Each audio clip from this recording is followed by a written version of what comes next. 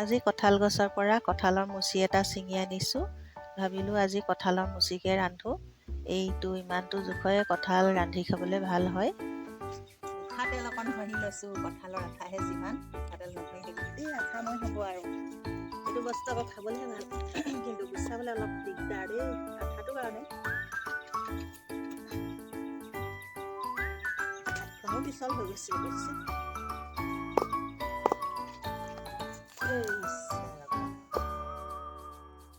কঁঠালটো মই এতিয়া চিটিকৈ কাটি মাজৰ ডিলাডাল গুচাই ল'ম আৰু বাকলিটো অলপ ডাঠকৈ গুচাব লাগিব, নহ'লে বৰ টাইট হৈ থাকিলে খাবলৈ ভাল নালাগিব।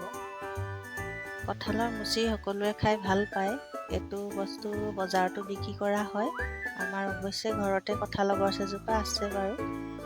কঁঠালৰ মুচি খাবলৈ খুবেই ভাল লাগে, কিন্তু ছিজন মতেহে পোৱা যায়। এইখিনি চাওকচোন, মই এতিয়া এটা জোখত কাটি লৈছোঁ টুকুৰা টুকুৰকৈ।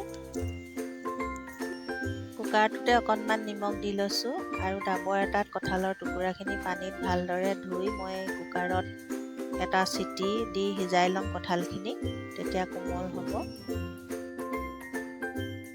কাটি থোৱা কঁঠালখিনি এতিয়া মই কুকাৰত দি লৈছোঁ আৰু পানী এমগ ঢালি কুকাৰটো মই গেছত বহুৱাই দিম, এটা চিটি দিম।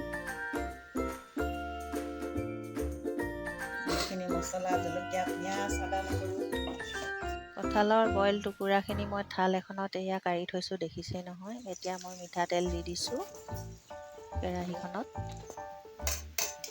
এয়া মই তেলতে আদা, নহৰু, পিঁয়াজ সকলোখিনি দি দিছোঁ আৰু জলকীয়া দি দিছোঁ, শুকান জলকীয়া কেইটামান, আৰু মছলাকণ অলপ পিছত দিম। মছলা মই পাঁচফোৰণেই লৈছোঁ আৰু বেলেগ একো লোৱা নাই।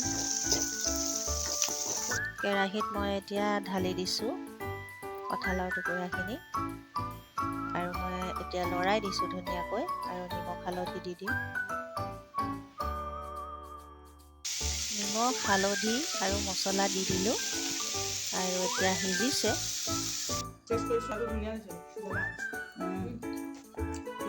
মাংস লাগিছেনে?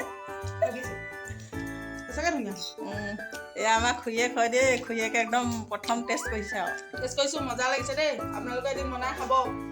ভিডিঅ'টো ইমানতে সামৰিলোঁ।